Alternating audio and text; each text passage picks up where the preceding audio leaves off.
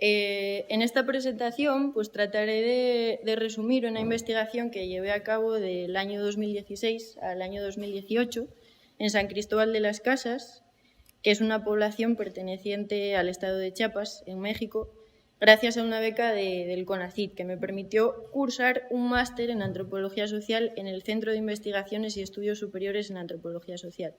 Había presentado para la beca un proyecto de estudio sobre sufrimiento y padecimiento mental en los pueblos de los Altos de Chiapas, pero pues fue verdaderamente el suicidio en un plazo de tiempo menor a 2 semanas de 2 adolescentes vecinos del barrio periférico en el que yo vivía en el momento, lo que hizo que orientase finalmente la investigación pues, a este tema, ¿no? Junto a otra cuestión llamativa para mí en el lugar, como era pues, la oferta masiva en San Cristóbal de cursos de tanatología, entre otros. Bueno, para contextualizar, decir que San Cristóbal es una población multicultural, mezcla de extranjeros que provienen de todas partes del mundo, atraídos pues, por cuestiones como puede ser el movimiento zapatista, el auge de los estudios antropológicos en los años 80 en la zona, las creencias folk sobre la energía del valle, la oferta masiva, como decía, de tratamientos alternativos inspirados en terapias tipo New Age, también indígenas como cinacantecos o chamulas, mestizos y los autodenominados coletos, que como ejemplo pues, bueno, de esta raíz colonial clasista y racista que todavía domina en el lugar, los autodenominados coletos se denominan así a sí mismos porque se consideran a sí mismos descendientes directos de los españoles, ¿no? Que en ese momento de la conquista pues, llevaban una coleta. Como decía, pues bueno, la incidencia del fenómeno del suicidio en el lugar es remarcable. Gracia Inverton es una antropóloga que ha realizado trabajos clave a este respecto en el lugar, primero sobre la enfermedad de la vergüenza ligada al fenómeno del suicidio y después ya sobre el suicidio directamente entre la población cholo, en su obra La voluntad de morir. Ella explica, entre otros factores, la incidencia de este fenómeno pues, a través de lo que podríamos comprender como la anomia durkheimiana, que se instalaría pues, cuando las formas de vida tradicionales e identidad entre los pueblos indígenas pues, van quedando subsumidas al deseo de integrarse a aquella identidad exitosa pues, que propone el imperio del consumo del capitalismo occidental, ¿no? Y esto pues, da lugar a disputas muy fuertes sobre jerarquías de género y edad entre estas familias, pues que a veces terminan cosechando pues, los peores resultados, ¿no?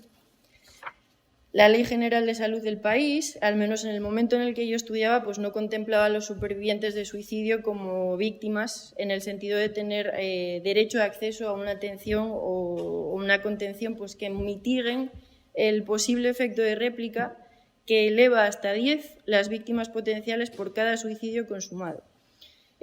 Hablamos entonces de un problema de salud pública importante pues para el que aún no se han descubierto los cauces adecuados, ¿no? Ante este abandono por parte de las instituciones, pues la población se autoacuerpa y genera grupos de ayuda mutua para afectados por suicidio, como el que yo encontré en San Cris y al que empecé a asistir como oyente y a través del cual pues, pude realizar hasta 15 entrevistas a profundidad no estructuradas y de las que presentaré resumidamente 4 casos. Antes de empezar con los casos, pues decir algunas cosas llamativas sobre el grupo. Algunas características, pues bueno, era esta escucha sin juzgar y con el corazón abierto que se decía, ¿no? Había un modelaje no psicoterapéutico, no jerárquico, era un espacio seguro que la gente percibía como espacio seguro porque era un espacio en el que podían hablar sin sentirse juzgados, ¿no? Y se creía que este compartir pues sanaba. Sin embargo, a pesar de la explicación común del sufrimiento desde una teodicea cristiana, por lo general, que entiende pues, que el sufrimiento es una lección de vida, pues se da una influencia de relaciones de poder relacionadas con lo que comentaba antes de este binomio clasismo-racismo a la hora de comprender o explicar pues, el posible sentido que pudiera tener el suicidio, ¿no? Decir también que la mayor parte de la asistencia eran mujeres, había 2 o 3 hombres, pero bueno, asistían como acompañantes, ¿no? De sus mujeres, diciendo en un principio que las que tenían el problema o las que lo estaban pasando peor eran ellas y demás, pero bueno, a lo largo de las sesiones y a lo largo del tiempo, este sufrimiento, en este sentido, pues actuaba como una especie de disolvente, ¿no? De esta performatividad de género tan pesada, y de disolvente también pues, de esta distinción público-privado, y a la vez como cemento social, en el sentido de que la identidad de estos asistentes pues ya era una identidad construida desde la vivencia de la liminalidad constante, ¿no? Lo cual generaba a su vez pues, una especie de comunitas o un espacio que actuaba como proveedor de una sensación de posible reintegración a la sociedad. Por otra parte, comentar también los límites de la autogestión. Este grupo tuvo que clausurarse en el momento en el que se estaba sospechando que una de sus asistentes podía estar induciendo al suicidio a sus parejas sentimentales. Bueno, esto es relacionado pues, con todo el miedo moral, ¿no? del contagio y demás, el efecto Werther, como ya lo conocemos. Y también, por otra parte, en cuanto a los límites de la autogestión, pues se presentaban a veces personas con enfermedades mentales severas o en brotes, que claro, que esto hacía que las facilitadoras del espacio pues, se vieran en una situación compleja, pues porque no tenían las herramientas suficientes para lidiar con estas cuestiones, ¿no? Bueno, como decía, una de las características del grupo es que se daba esta escucha con el corazón abierto, ¿no? Y esta escucha con el corazón abierto y sin juzgar posibilitaba un hablar franco. ¿Qué quiere decir este hablar franco? Bueno, este hablar franco o esta desmesura en el lenguaje consistía en la verbalización de sentimientos contradictorios y sobre todo verbalizaciones de sentimientos en principio no permitidos, pero para empezar por uno mismo, como el alivio que podía ser o la alegría relacionados con el suicidio de una persona querida. Entonces el deudo se arriesga con esta verbalización al rechazo, ¿no? Pero aún así hace este ejercicio, porque constituye un ejercicio de estabilización, de nivelación y de depuración de una violencia percibida, y para mí esta depuración de esta violencia percibida es un paso previo, ¿no? a la posibilidad de construir algo desde ahí. Por todo ello, pues terminé concibiendo estas narrativas o estos testimonios como parresías por la fuerte implicación a nivel político. El parresiastés se comunicaba a través del oyente, a través de sus oyentes, de los demás, pues con el fallecido, consigo mismo, con los demás y posiblemente con algo que se pudiera entender como un dios o un garante de una justicia pues totalmente fallida. Estas parresías entonces podrían entenderse como confesiones, como tecnologías del yo, como críticas hacia uno mismo y hacia los que ejercen el poder de forma desmesurada, como búsquedas de sentido a lo que aparece como sin sentido, expresiones de la dificultad de convivir con la ambigüedad, expresiones también de la dificultad de construir una nueva identidad como deudo, revisiones o conexiones entre pasado, presente y futuro, reacciones al sufrimiento que genera la violencia percibida y este sufrimiento entendido como imposibilidad de un discurso total, ¿no? Al final pues terminan siendo denuncias de la violencia percibida como estructural, ¿no? Y a este respecto pues encontraban rasgos comunes en estas narrativas o estos testimonios, en estas parresías, ¿no? Una de ellas era que pues los rastreos comenzaban como por las infancias, como si fuera un origen tierno y afectable, en el que se podía haber como plantado la semilla del mal y que al final pues terminaba por cosechar este final tan trágico, ¿no? Algunos rastreos incluso se remontan al momento de la concepción, ¿no? Pude hablar con una persona que se preguntaba si todo este sufrimiento que él padecía, estas ideaciones suicidas, intentos y demás, tenían que ver con que él hubiera sido concebido bajo la influencia del alcohol o de algunas drogas, ¿no? En este sentido, pues esto también se relaciona con el miedo a la herencia genética, como si fuera una especie de mal karma. Esto es bastante recurrente. Por otra parte, pues bueno, otra cuestión común es relacionar el suicidio con la desestructuración familiar, el adulterio institucionalizado. Puede ser común que un hombre mantenga dos familias a la vez sin que ninguna de las dos familias sepa de la otra, lo cual al final pues bueno, da lugar a muchas disputas, ¿no? El alcoholismo, la drogadicción, la cultura de la violación, cuestiones todas estas relacionadas pues, con la violencia estructural, como digo, y como la violencia estructural como impedimento para el desarrollo natural de la vida y como síntomas de la falta de reconocimiento, del proyecto del reconocimiento, ¿no? En este sentido, pues también es común la denuncia del fracaso del reconocimiento entendido como dentro de parámetros de afectividad, de ser tenido en cuenta por un otro como un sí mismo, puesto que no hay una existencia subjetiva pues, que pueda prescindir de que alguien la reconozca. Y esto, pues, si no fuera así, pues esto podría ser la antesala de la desconexión definitiva, ¿no? Presento entonces ahora un breve resumen de 4 casos con algunas cuestiones llamativas. Decir que estas reconstrucciones de la historia o del evento funcionan como una explicación racional y lógico-causal, pero que a pesar de ello pues no sirven para aliviar el cuerpo sufriente, ¿no?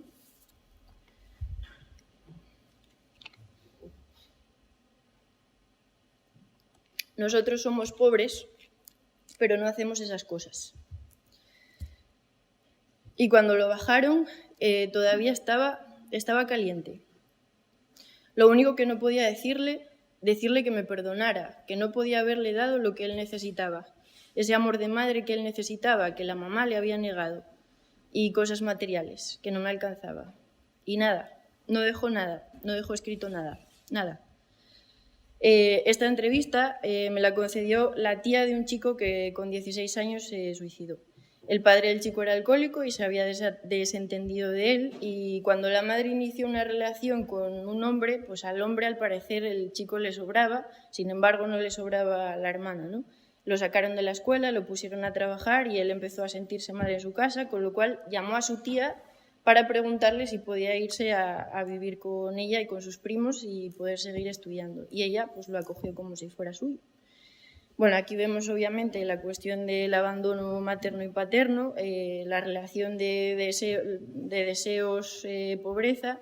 También comentar que algo llamativo era como la presión que sentía esta mujer, la presión social que sentía, porque allí es muy importante que se cumpla con los ritos, ¿no? Que se haga el novenario, que se haga el cabo de año, para lo cual se necesita dinero. Y esta mujer pues no podía conseguir el dinero suficiente para hacer estos ritos. De hecho, para poder hacer el entierro tuvo que hacer como una colecta, y los vecinos se quejaban, ¿no? Porque decían que lo veían. Entonces, que a ver cuándo le iba a dar su novenario y estas cosas. No dejó nada escrito. Esto también es llamativo en el sentido de que el cuerpo del adolescente pues, se constituye ya en sí mismo como un mensaje, ¿no? Que comunica precisamente pues, el fracaso de la comunicación y de este proyecto del reconocimiento. Echando mano aquí de Nietzsche, en el Tratado Segundo de la Genealogía de la Moral, donde relaciona culpa y deuda, que en alemán pues son el mismo término, Schuld. Si concebimos la relación entre deudo y suicida como la relación entre acreedor y deudor, el suicida, a través de la culpa, el sufrimiento y el dolor que genera su acto, pues posee el cuerpo del deudo, ¿no? Y escribe en él como cuerpo para su memoria. Según Nietzsche, Pierre Clastres o Durkheim, pues es a través del dolor precisamente y el sufrimiento como se crean memoria e identidad. Soy producto simbólico de una violación. Tú me dices, ¿qué tiene que ver con la violación? Puta, todo, porque esta raíz de esta familia se fundó en una violación. Ese fue el efecto de la violación. No solamente fue el trauma personal, individual de mi mamá, es todo lo que generó. Se fundó una familia sobre la violación. Es doloroso eso, es cruel. Y eso yo no lo había visto. Esta entrevista me la concedió una mujer cuya madre se había suicidado yendo a comprar raticida a una tienda de químicos después de ya varios intentos de suicidio. Y esto es importante decirlo porque muchos de los suicidios por la zona se producen por envenenamiento y porque no hay control sobre la compra y la venta de estos productos, también porque se utilizan masivamente y constantemente en plantaciones de café y otro tipo de plantaciones, ¿no? También es importante decir que a pesar de los signos evidentes de envenenamiento, su muerte no fue registrada como tal. Y esto también es importante señalarlo, ¿no? Como ejemplo del problema brutal del subregistro que hay. En casos de ahorcamiento y demás, pues también en el registro se pone paro cardiorrespiratorio o lo que sea. Su madre iba paseando con el que en ese momento era su novio. Volvían de una fiesta y los asaltaron 4 hombres que la violaron. Entonces, en ese momento lo que urgía era salvaguardar el honor de la Virgen perdida, ¿no? Por lo que la madre y el novio se tuvieron que casar y como resultado pues salió esta hija que explica claramente y con un relato pues totalmente coherente la relación existente entre el suicidio de su madre y la violencia estructural y la cultura de la violación, ¿no? A pesar de tener el discurso muy claro, pues vemos cómo hay un sufrimiento que es subyacente pues, por no poder cumplir con el proyecto de la familia como estructura orientadora, ¿no? A pesar de que ella sabe que es una institución que claramente oprime a la mujer, hay ese sufrimiento por ese proyecto fallido, ¿no? Relacionado con una especie de pureza manchada y que compara pues, la familia con un árbol cuya raíz está podrida. La esquizofrenia es como el eterno infierno de los cristianos. Entonces, era realmente para toda la familia un tipo de infierno. Y un día me habló, era un jueves, era antes de Navidad, y me dijo: Eire, yo ya no quiero vivir así, esto es terrible, yo quiero derecho a la eutanasia. Y me sorprendió, porque su voz era como de una mujer anciana. Y entonces, pues yo le dije: yo te entiendo esto, de veras, yo tampoco quisiera vivir así. Y creo que tendrías el derecho de eutanasia, pero... Entonces me dice: Eire, por favor, Eire, mátame. Y bueno, ahí sentí como que realmente en una situación así, matar a una persona podría ser como un acto de amor. Y al otro día vinieron los zapatistas a marchar a la ciudad, 6.000 zapatistas, calladitos, pues siempre es algo que impresiona mucho. Y como ella tenía todo el rollo, pensamos que le entró el pánico y pensó: ahora sí, ya vienen por mí. Y se ahorcó. Realmente, pensándolo ahorita, no lo había pensado en mucho tiempo. Una tragedia como de las tragedias griegas, una súper tragedia. Esta entrevista me la concedió una mujer cuya nuera, que padecía esquizofrenia, como vemos, pues se suicidó. Bueno, pues esta chica era muy especial a muchos niveles, ¿no? De pequeña, el comandante Marcos le dedicó un poema y a partir de que la enfermedad empezó a agravarse, pues ella empezó a obsesionarse con que los zapatistas la espiaban, la escuchaban para matarla porque le era infiel a Marcos, con el hijo de esta señora con el que tuvo 2 hijos, los nietos de esta mujer, ¿no? Entonces aquí, pues bueno, está la pregunta de dónde vienen las enfermedades mentales, de concebir las enfermedades mentales como un castigo, ese miedo otra vez a la herencia genética, como un mal karma. Ella estaba preocupada por los nietos, ¿no? La pregunta de cuál es la vida que merece ser la pena vivida. Ella fantaseaba con un lugar en el que todos los que se quieren suicidar y todos los que tienen ideaciones suicidas y demás pudieran ir para terminar con sus vidas de forma digna y pacífica, ¿no? Y no tuvieran que estar en este sufrimiento constante. Pero bueno, esto ya pues, sería una fantasía que implica pues, el cese del tabú y el cese del morbo asociado, pues, que nos impiden también otras formas de comprender el fenómeno, quizás, pues no sé, como un proceso adaptativo hablando de las ideaciones, aunque sea, ¿no? Él lo planeó, fue un samurái.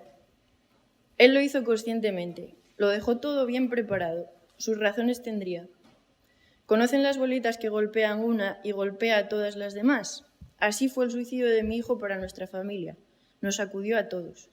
Pensé que tener otra hija iba a resolver mi matrimonio para que mi marido dejase de chingadear. Mi hijo era el papá de mis hijas.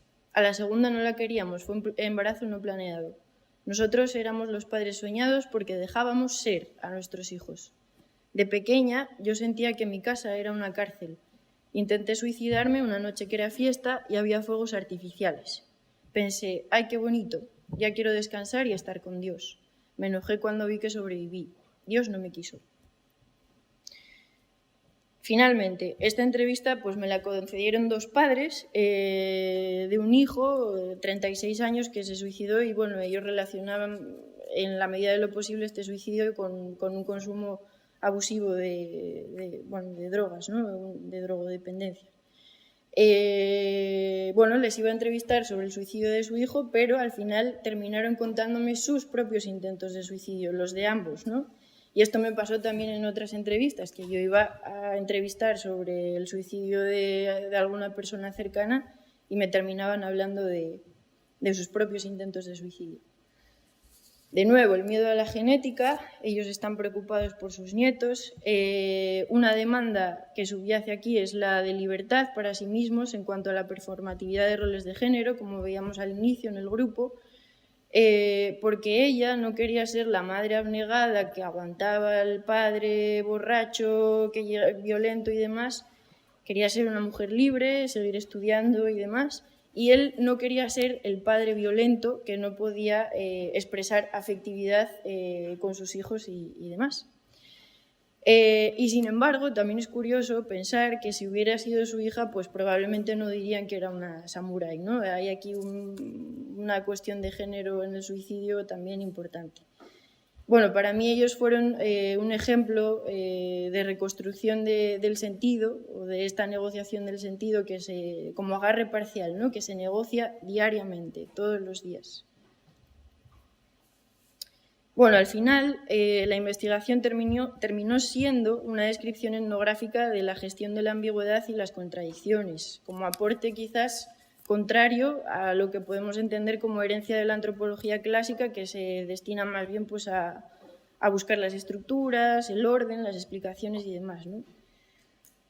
En este sentido, pues estos cuatro casos no deben de ser entendidos como variaciones sobre un mismo tema, sino como creaciones dentro de la ruptura de lo que supone perder todo tipo de orientación.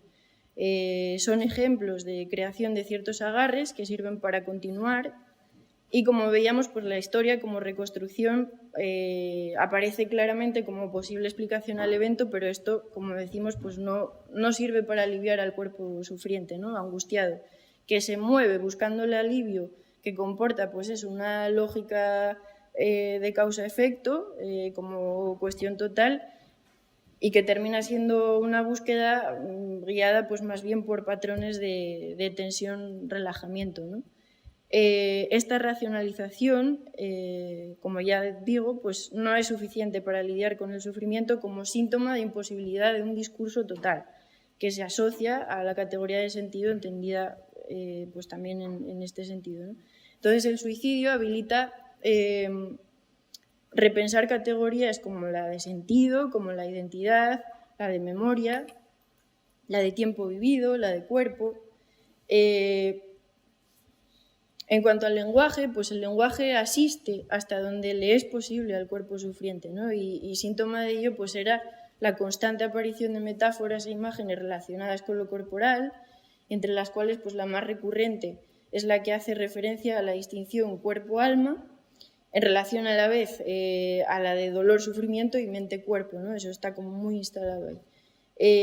Estas metáforas tienen una función pedagógica en el sentido en el que pues, pueden actuar como una especie de vaselina para tragar lo intragable, para dar forma a un evento enquistado en el cuerpo y hacerlo cuerpo a través de la palabra y de su cotidianidad, para que deje de doler tanto, pero sin quitarle el componente de injusticia social y de denuncia de la violencia estructural pues que inhabilita este proyecto del reconocimiento, ¿no? Que, como decíamos, pues es necesario para la constitución de cualquier existencia subjetiva. Muchas gracias.